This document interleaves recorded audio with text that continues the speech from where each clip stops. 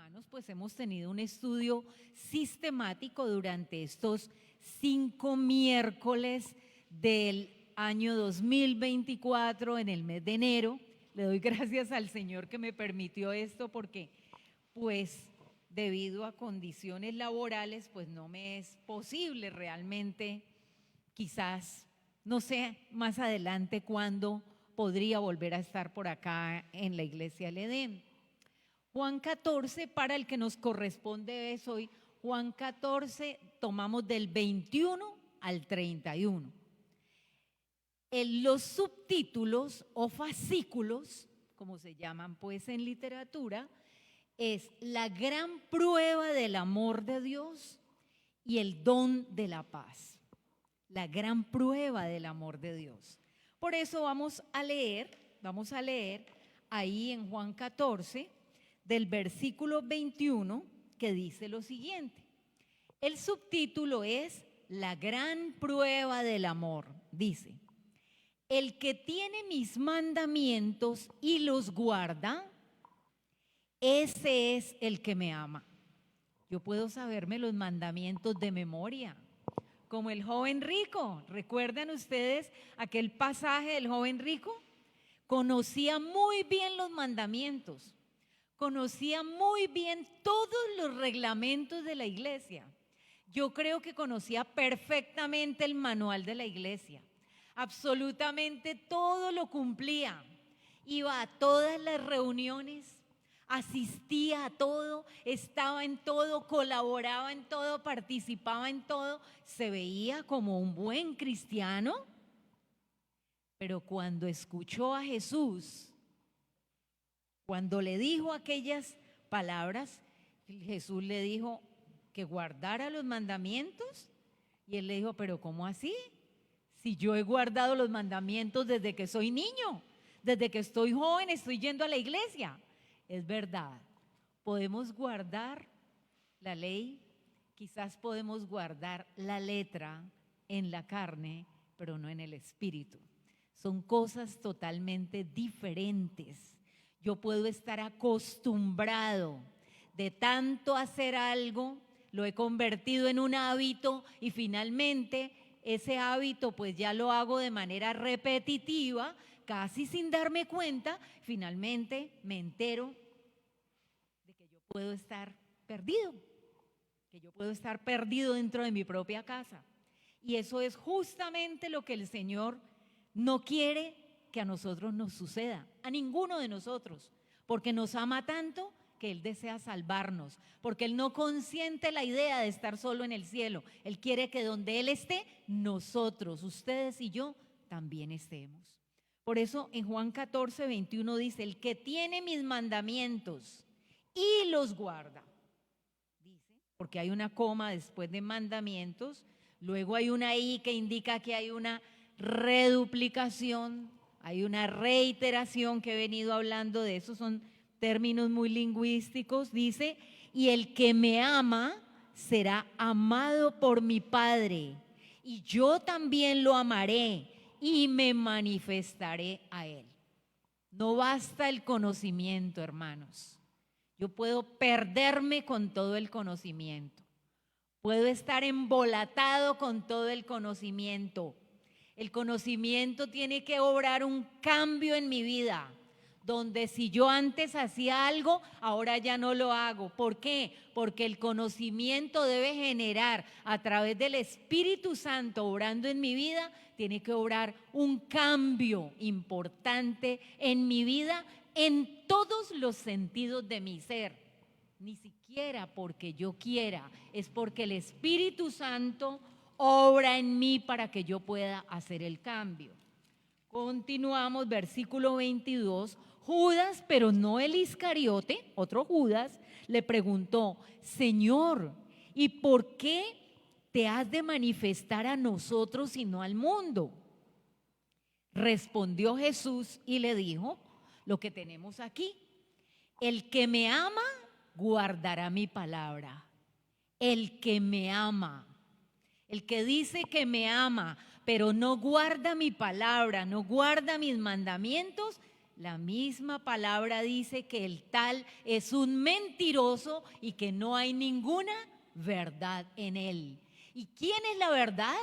La verdad no es simplemente una palabra del idioma español o de cualquiera de los idiomas de la tierra. La verdad es una persona y esa persona es Jesucristo. Él dijo, el que me ama guardará mi palabra y mi Padre lo amará. Y vendremos a él y habitaremos con él, dice Juan 14:23. Miren ustedes esta palabrita que escribí aquí. Escribí reiteración, porque reiterar es repetir, es decirlo una vez, decirlo otra vez. Puede ser con las mismas palabras o debido a la riqueza idiomática que tenemos en esta lengua castellana, pues indicaríamos que es una reiteración, es decir, una repetición para que la enseñanza que Jesús quería darme me quede completamente clara y no dé cabida a mi mente para que yo pueda dudar. El que me ama guardará mi palabra, dijo el Señor, y mi Padre lo amará. Y vendremos a él, quien mi Padre y yo, y habitaremos con él. 24. El que no me ama, no guarda mis palabras, no guarda mis mandamientos. La palabra que estáis oyendo no es palabra mía, dijo Cristo, sino del Padre que me envió. Cristo, sin haber dejado de ser Dios y siendo hombre en medio de nosotros, imagínense ustedes que Cristo dice que la palabra no la puso él mismo en su boca, sino que el Padre le dio esa palabra para que esa palabra viniera a nosotros como un trasunto de la voluntad del Padre a través del Hijo. Pero Cristo estaba para irse al cielo y los discípulos no habían podido comprender ni aceptar desde ningún punto de vista que su amado Maestro Jesús se iba a separar de ellos. Continuemos. El que no me ama no guarda mis palabras. La palabra que estáis oyendo no es mía, sino del Padre que me envió. Estas cosas os he hablado mientras ahora estoy con vosotros.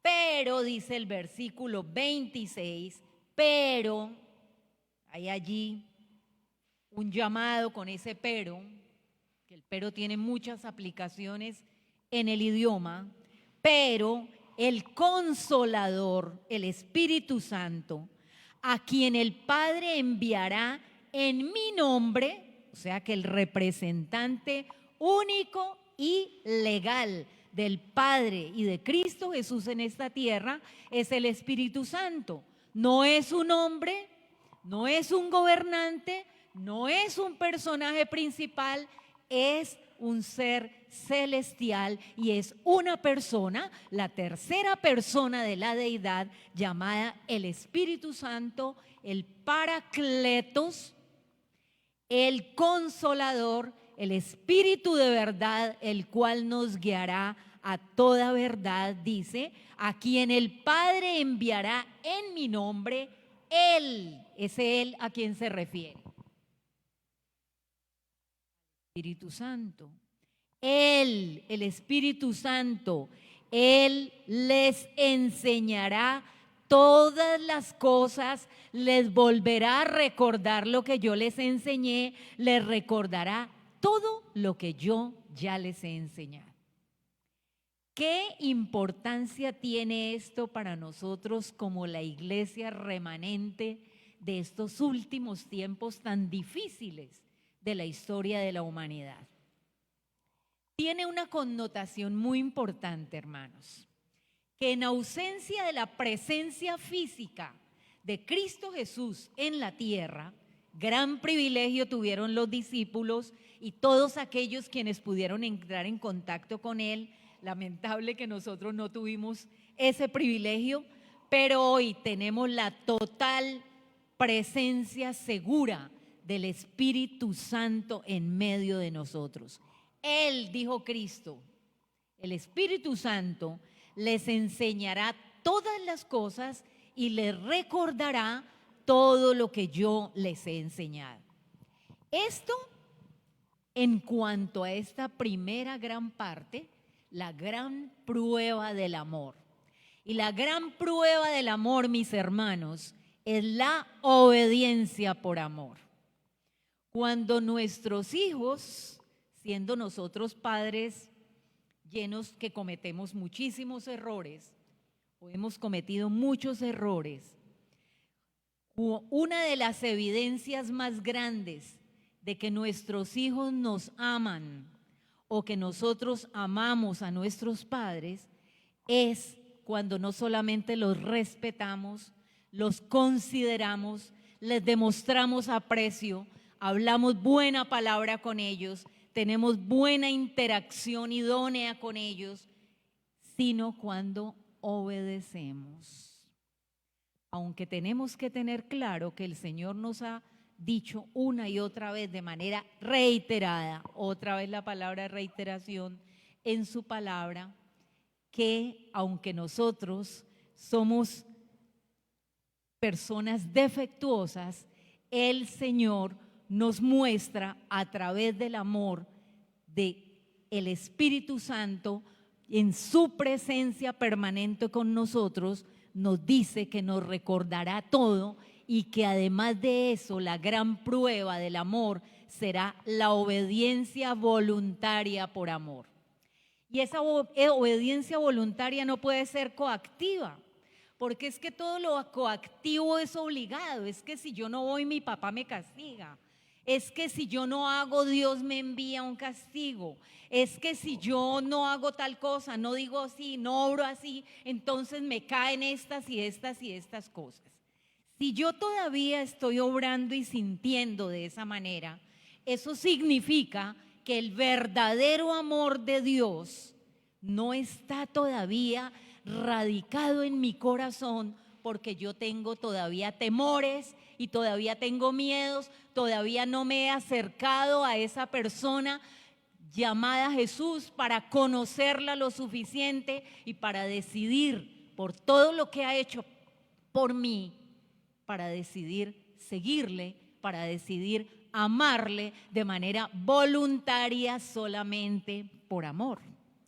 No es lo mismo estar como el hijo pródigo, obligado el hijo mayor en la casa, porque ¿cómo me voy a dejar a mi papá? Qué pesar, pues puede ser que no lo quiera tanto por dentro, pero pues voy a quedarme en esta casa.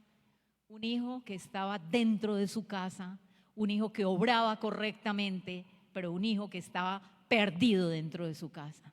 Que el Señor nos libre de estar dentro de una iglesia y totalmente perdidos porque no hemos conocido el verdadero camino, la verdad y la vida que es Cristo Jesús.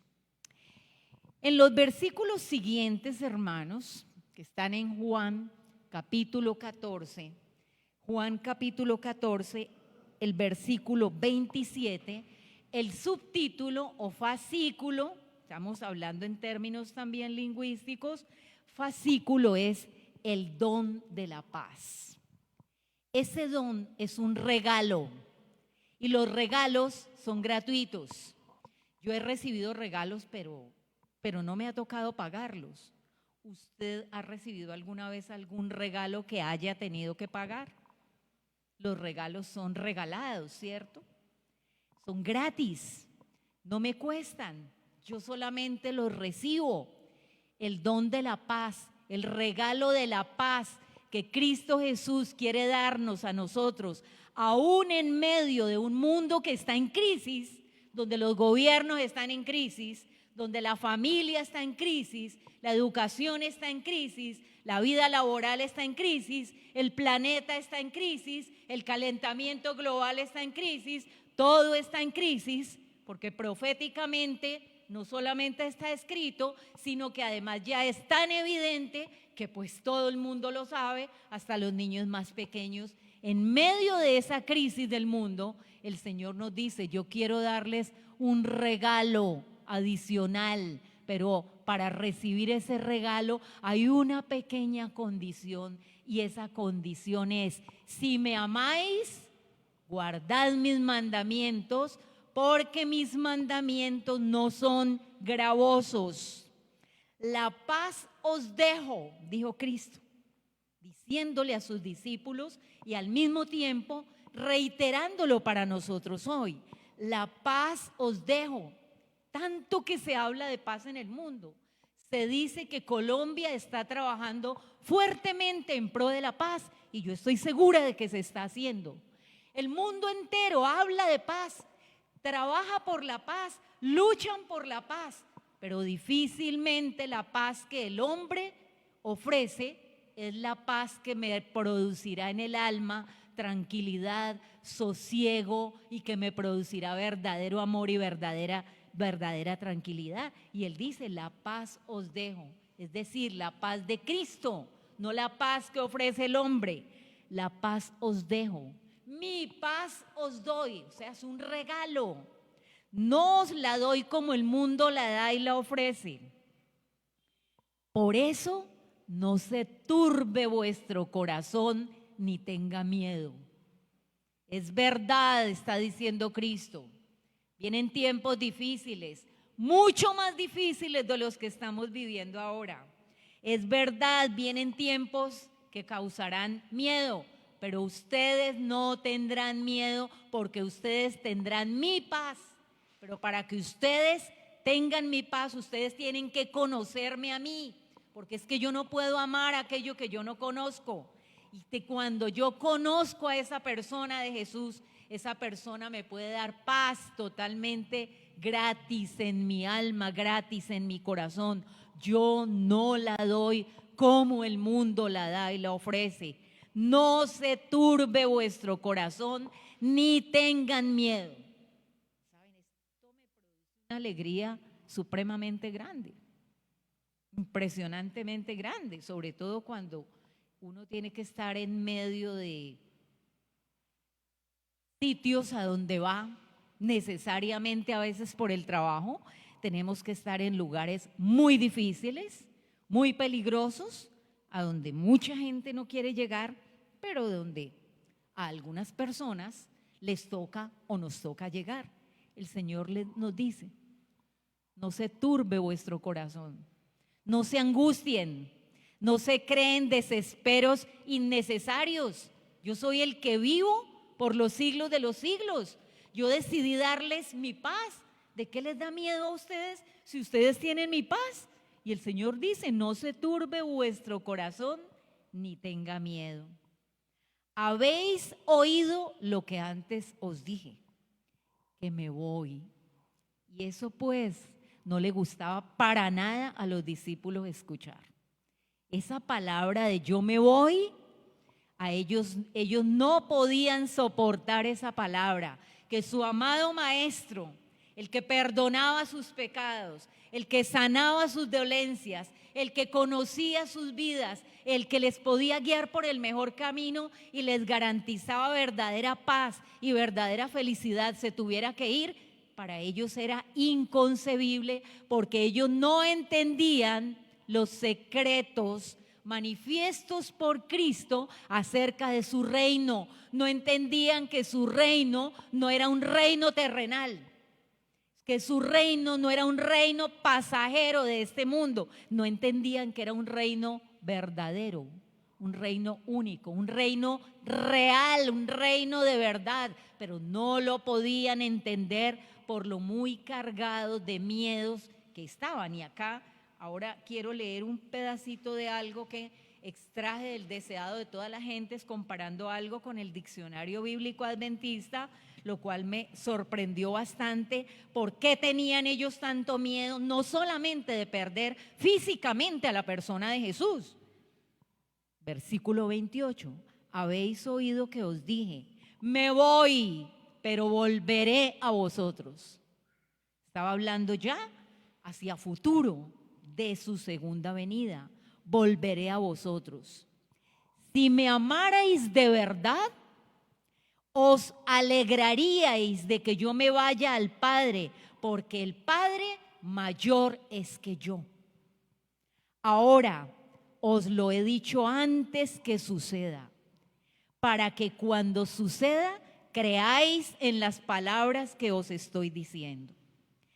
Ya no hablaré mucho con vosotros, porque viene el príncipe de este mundo, pero él nada tiene en mí. Viene el príncipe de este mundo y él nada tiene que ver contigo, hermano. Nada tiene que ver conmigo. Nada tiene que ver con la iglesia de Dios, a pesar de que la quiere destruir y nos quiere atormentar a través de diferentes medios, enfermedades, situaciones que pone, dificultades, problemas de trabajo, situaciones familiares, conflictos entre los hermanos en la fe, conflictos en el hogar, problemas con el vecino, toda clase de problemas. Pero el Señor dice: viene el príncipe de este mundo disfrazado con 1000 problemas, pero él nada tiene que ver contigo. Tú nada tienes que ver con él. Y yo tampoco, dijo Cristo, tengo nada que ver con él. Con todo. Y eso, para que el mundo sepa que yo amo al Padre y que vine a representar el amor del Padre, obro así como el Padre me ordenó. Levantaos y vámonos de aquí. Debido a que los discípulos no podían comprender bien estas palabras de Jesús, fue necesario que una y otra vez Jesús las volviera a explicar y volviera a repetir los mismos términos o utilizara sinónimos. Yo soy muy amiga de los sinónimos, porque los sinónimos aclaran mucho lo que uno quiere decir. Aquí tenemos, por ejemplo, los verbos, 2 tipos de verbos, porque en este capítulo 14 del libro de Juan hay muchísimos verbos que se evidencian allí, verbos activos y verbos pasivos. Los que se presentan allí son verbos activos. Un ejemplo en español, un verbo activo puede ser trotar, jugar, reír, un verbo activo que implique acción, tanto acción mental como acción física. Pero un verbo pasivo puede ser dormir, donde yo sí estoy ejecutando una acción, pero realmente no estoy haciendo movimientos demasiado fuertes o evidentes cuando estoy durmiendo. Pero me encuentro ahí el verbo grabar, que pertenece a los verbos activos del idioma español. Grabar con B, porque grabar con V es de gravedad, que lo vimos en la clase anterior, pero grabar con B es imprimir, es lo mismo que estampar, es lo mismo que tatuar, es lo mismo que esculpir. Mire, hay una L, ¿no? No es escupir, es esculpir. Es lo mismo que almacenar. Es el mismo verbo que Jesús utilizó, el verbo grabar. Era necesario que el Señor, a través de la repetición pedagógica, pudiera enseñarnos a nosotros que Él nunca nos iba a dejar solos, que Él era nuestro sanador, nuestro salvador, nuestro maestro, nuestro juez, nuestro abogado intercesor, nuestra provisión, el maestro por excelencia, y que Él no nos dejaría solos, porque enviaría al Espíritu Santo, el Consolador, el Espíritu de verdad, que nos guiaría siempre a toda verdad. Pero los discípulos no podían entenderlo. El Consolador, el Espíritu Santo, el cual el Padre enviará en mi nombre, Él os enseñará todas las cosas. Pero saben, hermanos, que yo me preguntaba una y otra vez, bueno, pero las palabras de Jesús fueron demasiado claras, demasiado evidentes, que extraño que los discípulos no le comprendieran. Pero una de las razones, hermanos, por las cuales los discípulos no entendían, no asimilaban, no aceptaban y no comprendían, era por causa de las lecciones memorísticas y tradicionales que los maestros y los escribas de la sinagoga y los fariseos les habían enseñado desde cuando eran niños. No es lo mismo predicar la palabra sin vivirla que predicar la palabra y vivirla. Son dos cosas totalmente diferentes. Por esa razón, Jesús le dijo a los discípulos cuando escuchaba hablar a los fariseos: hagan como ellos dicen, pero no hagan como ellos hacen. ¿Por qué? Porque ellos dicen y no hacen y le ponen pesadas cargas a los demás que ni ellos mismos son capaces de llevar. Una de las razones del no entendimiento de los discípulos era porque todavía tenían esas lecciones tradicionalistas de los maestros escribas y que los fariseos que les habían adoctrinado desde pequeños. Habían aprendido solamente a aceptar las enseñanzas de los rabinos como palabra de Dios, y los rabinos no habían enseñado conforme a la palabra de Jehová. Tanto fue así que a los suyos vino y los suyos no le conocieron y le dieron muerte, y la muerte más horrenda, que era la muerte de cruz.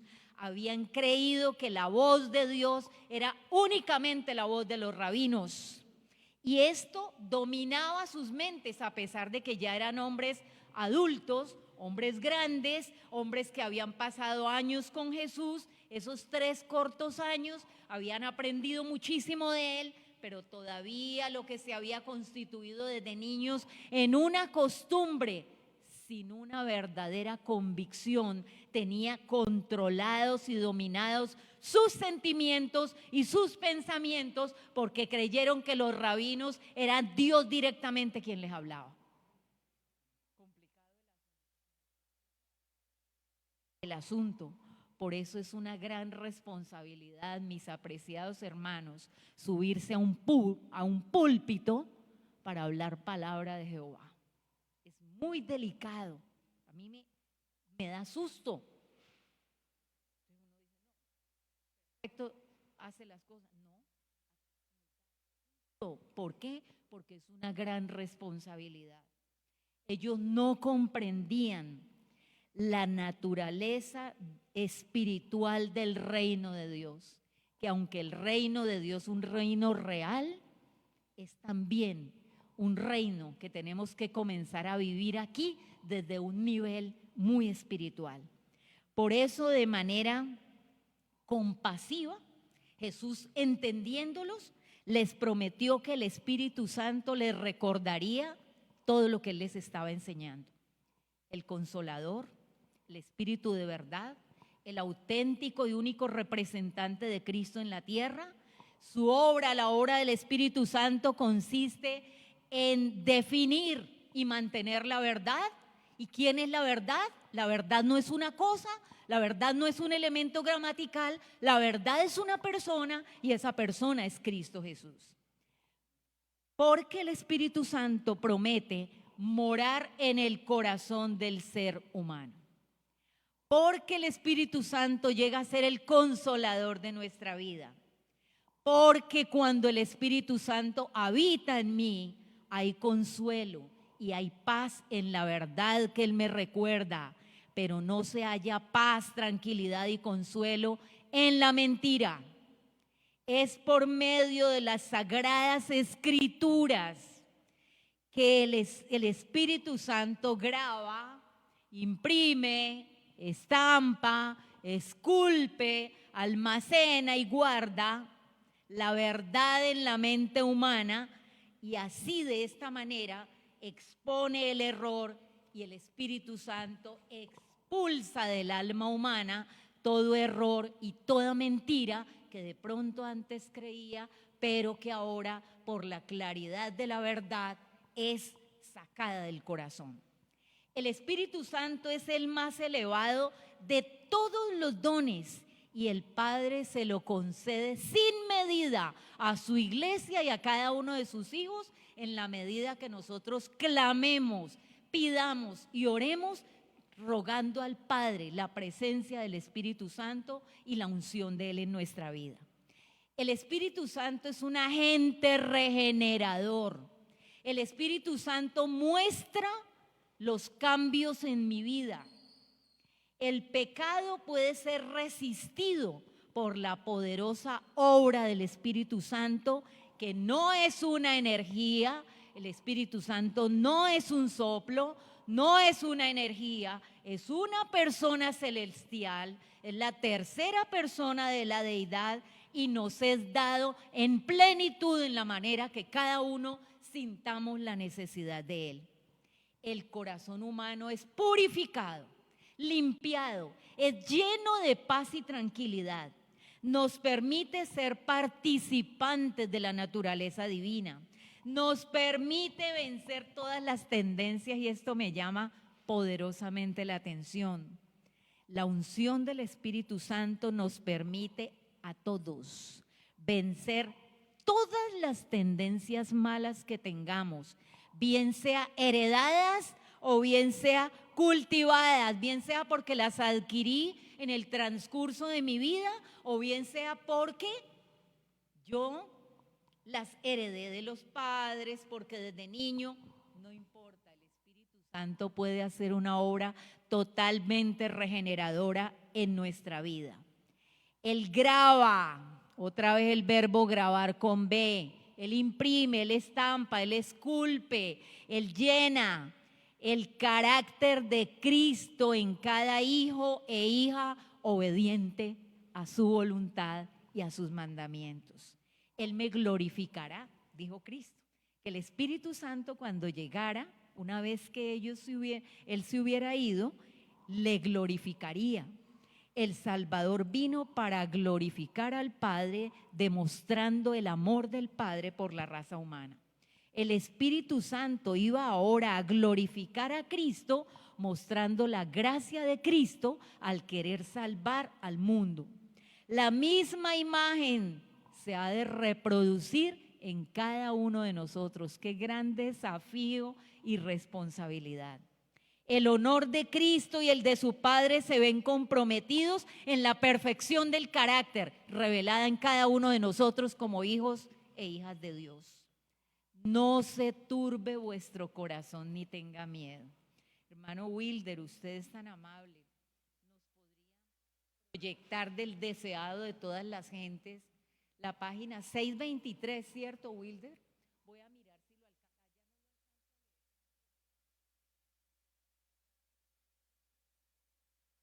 Miren, hermanos, Cristo prometió el don del Espíritu Santo a su iglesia.